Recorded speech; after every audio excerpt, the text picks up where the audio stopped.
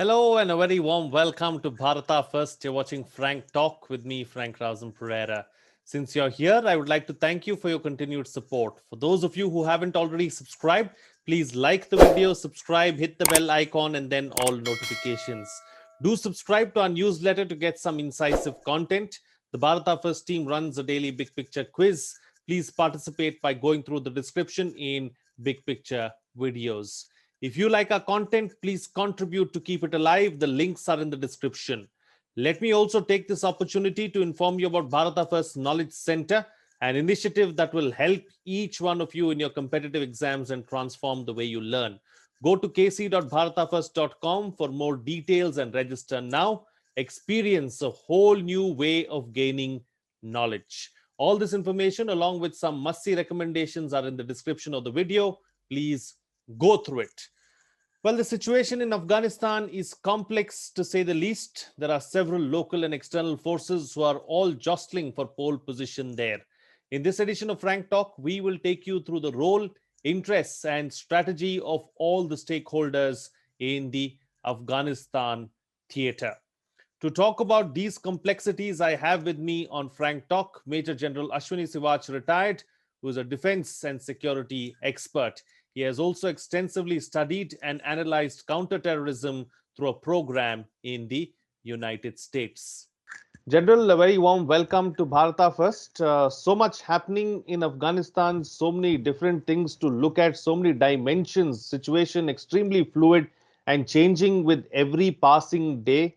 Uh, who better to talk to than you from a security, defense, and strategic perspective? How would you look at the latest happenings in Afghanistan, General, and what is it that catches your eye the most right now? Frank, what happened is once Joe Biden has announced that the US forces will be coming out of Afghanistan by 11th April, and then it was preponed to 31st August. That has changed the complete complexity of Afghanistan. The situation as on today is very fluid. Now, as far as the Taliban is concerned, there are not any pressure because no condition has been imposed by Joe Biden, and hence the Taliban is not very keen to talk to the Afghan government. They want to capture the power. They want to take maximum area under their wings, so that tomorrow, if they have to sit down for negotiation, they have a better bargaining ground. So this is what is happening today. And in this, what they have done is that the area which is actually in northern and northeast, they have captured the rural area, and also they have captured the crossing points between Afghanistan and other bordering countries like Tajikistan, Uzbekistan, Iran, and Pakistan, which is a source of revenue for Afghan government. So overall, almost about 50% of the district out of more than 400 district, 432 district, out of that 50% district has been taken over by Afghanistan. There are 34 provinces, but none of the capital of provinces have been taken by Afghanistan. It is all with the Afghan forces and with the Afghan army. So it will be very safe to say the situation is quite complex, but a civil war type situation is emerging. But this is also fact that the urban area is under control of Afghan forces, whereas the rural area, almost about 40 to 50%, is with the Taliban. And as on today, Taliban is not interested in having a serious talk with Afghan government, with the premise that that moment the Americans will leave, if they realize that militarily they will not able to take on Afghan forces, then they will talk. But by that time, they will capture as much as area possible, so that they have a better bargaining ground while they are on the negotiating table. Frank. Absolutely. General, let's take a look at several of these aspects one by one. First is, of course, China and Taliban. Do you see some kind of a nexus between China and Taliban now, because they've openly started speaking and they're openly started speaking about each other? How would you look at that angle? As on today, there is a nexus between China, Taliban, and Pakistan. As far as China and Taliban is concerned, the one thing is very clear. China is slightly apprehensive about East Turkmenistan Islamic movement. Now, China has told very categorically that the problem which they have in Xinjiang province of Uyghur Muslim, there should be no movements which should start from Afghanistan, which is of East Turkestan Islamic movement. Now, this assurance has been given by Taliban that they will make sure that no movement start from there, and they will not try to influence the Uyghur Muslims which are there in Xinjiang province. So, having said so, now actually China is looking toward Afghanistan as an opportunity. Now, two, three things are there where China stand to gain. One is China feeling it, the China-Pakistan economic corridor, which is going from Xinjiang to Gwadar, they want that issue thereafter from Gwadar go toward Afghanistan, then to Iran, and then to the Mediterranean Sea. And they also want to connect it to basically Central Asian state.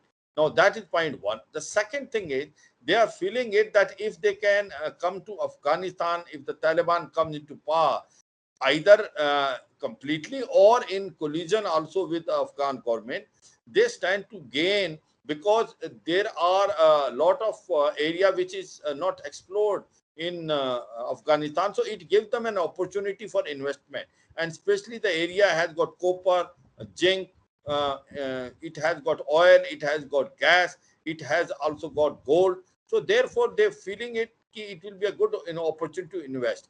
And whereas Taliban feels that any country which has deep pockets, it's only China, which can invest and can help them in reconstruction activity in Afghanistan. So it seems that it is a win-win situation as far as Taliban and China is concerned, and hence they are sort of negotiating, and they are giving assurance to China that they will make sure that East Turkmenistan Islamic movement is not given any upliftment in Afghanistan. At the same time, they will like China to come and help them out for reconciliation and investment in Afghanistan. General, so let's talk about the Central Asian republics that border Afghanistan now. What is their role? What is their status? And how do they look at this entire situation? What role can they play? See, the point is, as far as Russia is concerned, they are the one which basically, when it was part of a larger Soviet Union, all these Central Asian states were part of that. Now, the reason is that they have earlier backed up the Northern Alliance. The Northern Alliance have the Tajiks majority of them. Now, what is happening is the Russia is worried that the problem which is there in Afghanistan, especially the terrorism, should not then spread into Tajikistan, Uzbekistan. Also, in case if there is a turmoil in Afghanistan, you will find the refugees coming in large scale in Tajikistan, Uzbekistan, and Turkmenistan. And thereafter, there is a fear Russia is feeling that these can then come toward Russia because they were all their earlier, part of Soviet Union. So therefore, this worry is quite a bit as far as Russia is concerned, and that's why from 5th to 10th August they want to do an exercise on these border area of Tajikistan, Uzbekistan to Afghanistan with a joint exercise by Russia and these countries. So basic aim is they are slightly worried that any insurgency or militancy should not start in these areas, and then it should not come to Russia. And the second thing is they are worried about the refugees. There can be a lot of influx of refugees coming from Afghanistan to these two countries and then overflowing to Russia. Frank. Now, talking about Russia, General, what is Russia's role? Do you see Russia playing a big role in Afghanistan? Because Russia has been involved in Afghanistan for almost a century now. And, what is the way forward as far as Russia is concerned? Can India and Russia collaborate in Afghanistan?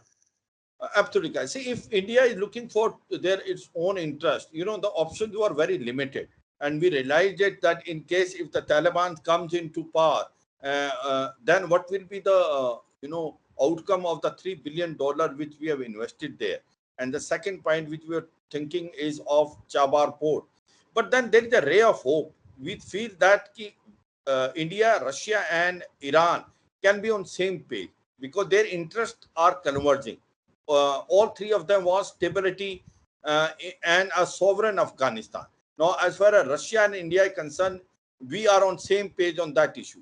And same way Iran. The Iran has got a, as you are aware, as far as the demographic distribution of population concerned in Afghanistan, it is 42% Pashtun and 27% Tajiks. 8% are basically Uzbek, and 9% is Hazara.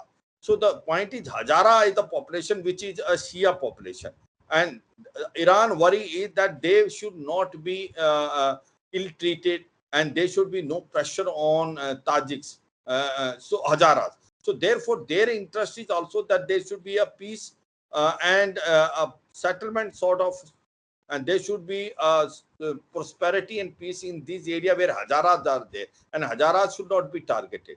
They also want that there should be a stable Afghanistan. So Iran, India, and Russia seemingly looks to be on same page. All three can join together, and they can contribute in peace, stability, reconciliation of Afghanistan. Frank. Another aspect, General, you started off with Joe Biden and the United States, and United States pulling out of Afghanistan. At the same time, we've seen conflicting reports coming out of America saying that they will carry out aerial attacks against Taliban, and they will support the Afghan government. I mean, how do you look at this? On one hand, America does not want to have anything to do with Afghanistan. On the other hand, they are saying that they will continue aerial strikes as well. So isn't this, some kind of a conflict? Not exactly, Frank. You see, the point today is that as far as Afghan forces is concerned, it has got about 3 to 4 lakh in their cadre, and they have been trained by the US and also by India. Whereas Taliban is about 60 to 70, and there are 10,000 terrorists which are of Lashkar-e-Toba, Jaish-e-Mohammed, which are fighting along with the Taliban against Afghan forces. Now, the point is, as far as Afghan forces are concerned, they are well trenched in urban area. Now, whereas the rural area basically is taken by the Taliban, and this is only 30% of that. Now, the point is that until unless they do not come to the urban area and take over all these capitals of these provinces, they will be not no more relevant as far as the Taliban is concerned. So their next step is to how do we take this capital. So the issue is that they don't have air power, and since they don't have air power, they do not have a capability of taking these capitals which are urban area. They are okay in guerrilla warfare, whereas the Afghan forces have got the air power which is given by the US. They are now giving a Black Hawk helicopter, about 27 of them. India has given 4 Mi Me-24, which are an armed Hapter, and also 3 Chetak. So it has a impact as far as air is concerned. So therefore, what happened is that in case the Afghan forces air power is there, and also America gave them an air support, then they can withstand the pressure of Taliban. Now, this point is very clear. So the point is that once the moment the Taliban realize it, they are not capable of fighting in urban area. They will not able to take on the Afghan forces with their air power and also of American air power. They will unable to take these capital, especially Mazar-e-Sharif, Kandahar, and also Kabul. So then their mindset will change. So the Americans have realized it. In case the air support is not given to the Afghan government, Afghan forces, then they will not able to withstand the pressure of the Taliban. So that is why they have changed the stand. They know it. If they will able to give this air power the way they were using in last 3-4 years, it was the air power which was the cutting edge, the drones, the UAV which were against, and there was a pinpoint strikes against the Taliban. So therefore, the point today is very clear that in case they want the Afghan government to stay on and able to fight on Taliban, there is a requirement of air force, air power, air support given by the United States. And to that extent, they have now agreed, because there was a huge pressure within US realizing and putting pressure on Joe Biden that the way they have come out, they created a vacuum. There is a total civil war type situation, including George Bush, who is otherwise Republican also, and he has also commented adversely. So I suppose that America has now decided that they will ensure that the Afghan government is given wherewithal in terms of air power. And this air power possibly either they will be giving from Qatar by air-to-air refueling, or they will keep an aircraft carrier in Arabian Sea, or they are trying to make use of some airfields from Central Asian state. But all said and done, they have now decided that they will give them an air sport so that they can withstand the onslaught of the Taliban. And to my understanding, if if the Afghan forces is given the air sport, then Taliban will never able to take on the capitals, the urban area. They may able to take the rural area, but the maximum population of Afghanistan as on today is in urban area, and whosoever control the urban area control the Afghanistan in future. Frank. Absolutely. General, since we're talking about the United States, let's also talk about India and the United States in Afghanistan. And how would you look at it in the backdrop of Anthony Blinken's visit to India? No, as far as India interest is concerned, somehow we have to look after our own interest. America can give us to some extent some help. Now there are two concerns as far as India is there, which we were talking earlier also. One is that the investment which we have done of $3 billion, we are the country which has done an investment without any return. We have constructed the parliament. We have made a Salma Dam, which is called also the Indo-Afghanistan Friendship Dam, which gives the power to even Kabul. Then we have built up a number of roads. We have built up bridges. We have built up schools. We have built up hospital. So our investment is huge.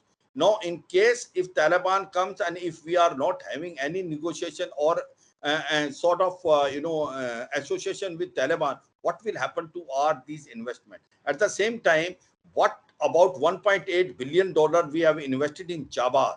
The aim of investing in Chabar was that we should able to go from there, bypassing Pakistan to Afghanistan and Afghanistan to Central Asian state, and then to connect it with the north-south transport corridor, thereby going to the European countries as well as Russia. Now, in case if we do not have a government where we have a relationship, then what will happen to this investment? So it means our complete investment of Chaba will go waste. And hence to some extent, the Americans helped us when the Katsa was put.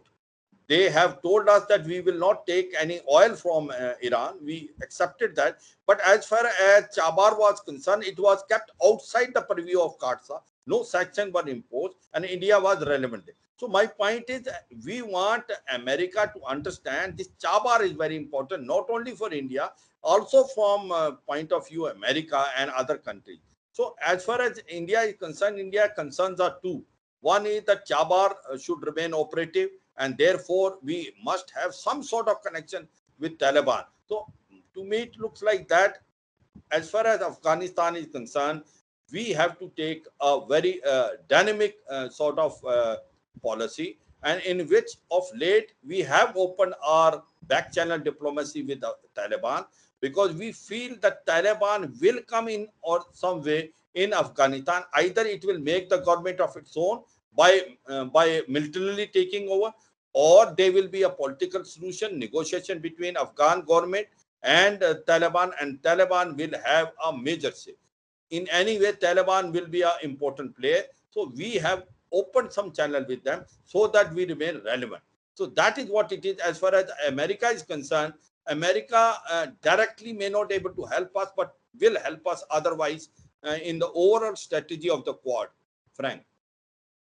General, since you're talking about this eventuality, and everyone is looking towards that, and it looks evident that that's what's going to happen, that the Taliban is going to take over at some point in time.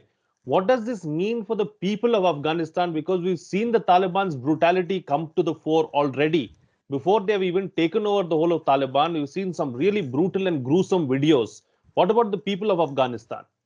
Um, uh, Absolutely, Frank. It is very unfortunate situation. See, as far as Taliban is concerned, their spokesperson Sahil Sohan, as well as Mullah Abdul Ghani brother, they are all claiming that today Taliban is not what it was in 1996 to 2001.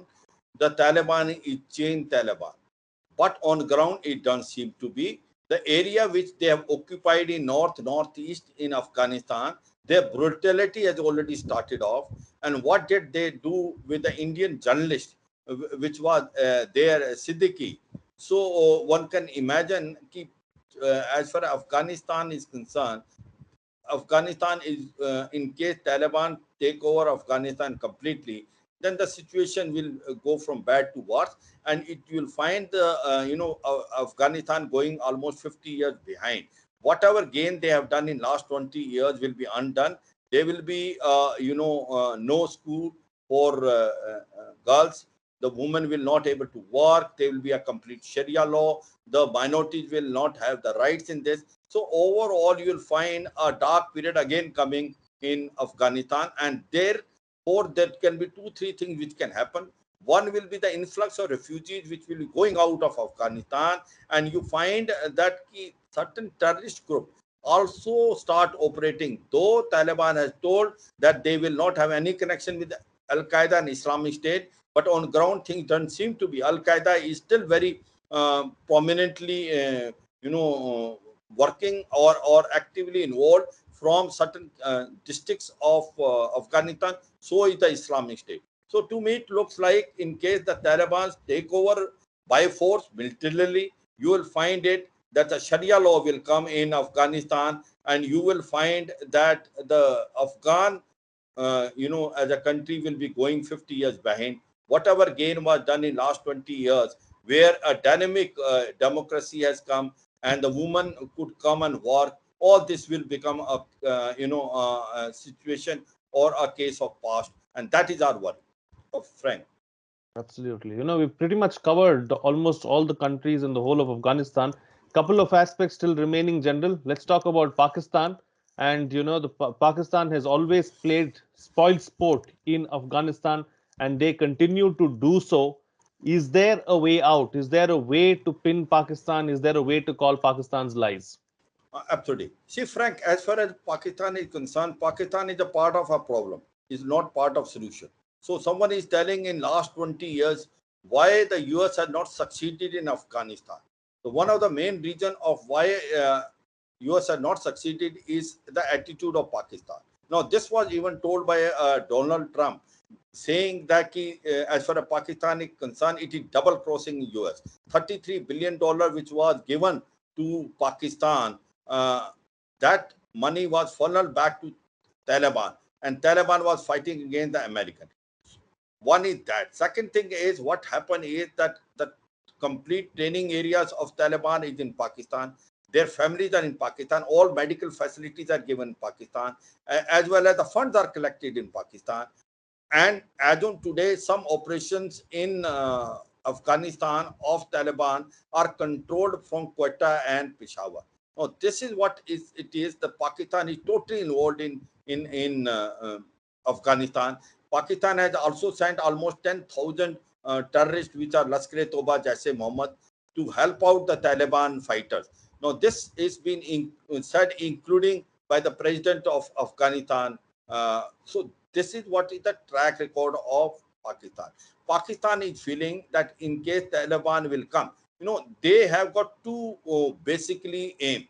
One is Taliban should come into power in Afghanistan, because after they come into power, it will give them a strategic depth which they are looking for. And second thing they want is that India must not have any role in Afghanistan. Now, these are the two aims which Pakistan is going. No, but Pakistan does not realize that all will not be well in case Taliban will come. Taliban will not listen to Pakistan what they are thinking, that the Taliban will keep on being controlled by Pakistan. Now, two, three things can happen which can go against Pakistan interest. One is feeling that there are about 3 to 4 lakh refugees will be influx from Afghanistan to Pakistan once Taliban come in. Second thing is the Tehrik-e-Taliban Pakistan, which is a terrorist group, which is very close to Taliban Afghanistan, will become more active. As it has become more active, you find that terrorist activity will increase by Tehrik-e-Taliban in Pakistan. Third thing which can happen is that in Baluchistan, this Baluchistan Liberation Army will become more bold. and therefore there will be more instability in Pakistan. So Pakistan must understand that in case what they are thinking, that in case Taliban comes into Afghanistan, it will be in the national interest of Pakistan. To me, it looks they are totally, going wrong. They will find it in time to come that there will be a number of problems which will be coming once the Taliban come, especially in the internal security of Pakistan. Frank. And finally, General, before I let you go, let's talk about another player in the region which has said that it wants to be a dominant force in Afghanistan, that is Turkey. Turkey's, government has come forward and also said that they are willing to give protection to the Kabul airport and Kabul airspace and all of that. So, where do you see Turkey in all of this, and what role will Turkey play? Yeah, this is very interesting, Frank. What happened is Turkey, want to become basically a sort of forefathers of the Islamic world. Now, Turkey has said that they will like to operate the Kabul airport. Now, there is a mixed signal which has come. Now, as far as Turkey is concerned, Turkey is a part of NATO, but it's not part of European Union. And Turkey want to impress upon the US, and they said that they will like to come there in Kabul once the American go. But the Taliban is totally against it. Taliban don't want the Turkey to come and have foot on ground, boots on ground in Kabul. Now, why Turkey wants to come? It want it. One issue is that it want to become a champion of Islamic world. Second thing is that it is also looking for an opportunity. It finds that Afghanistan has got lot of scope of investment, and like China, Turkey is also looking for all these unexploited resources which are there in Afghanistan. That if it can come, then it will be win-win situation for Turkey, because from Afghanistan it can come to Pakistan. There also it is investing in tourism. So it want to basically also exploit these resources which are there in Afghanistan. So that is what the Turkey is looking for. But Turkey, to me, it looks like that it is not very clear whether they will able to come in Kabul airfield or not, whether Taliban will like that or not. This is a mute question. As on today, the signals are Taliban has given the clear warning to Turkey that if they will come to Kabul airport and they have boots on ground, this will be against the security aspiration of Taliban. Frank. All right, General, we'll have to leave it at that. Thank you so much for joining me on the program and giving us a complete breakdown of all the stakeholders in Afghanistan and around Afghanistan and what they are all up to and what the whole situation is like. Thank you for putting things into perspective for us and explaining it so briefly and so clearly and so crisply for us. Thank you so much. Thank you, Frank. All the best, and Jai Hind. Well, before I go, once again, I would like to thank you for your continued support. For those of you who haven't already subscribed, please like the video, subscribe, hit the bell icon, and then all notifications. Do subscribe to our newsletter to get some incisive content. The Bharata First team runs a big picture quiz. Please participate by going through the description in big picture videos. If you like our content, please contribute to keep it alive. The links are in the description. Let me also take this opportunity to inform you about Bharata First Knowledge Center, an initiative that will help each one of you in your competitive exams and transform the way you learn. Go to kc.bharatafirst.com for more details and register now. Experience a whole new way of gaining knowledge. All this information, along with some must-see recommendations, are in the description of the video. Please go through it. That's it from me. See you again next time.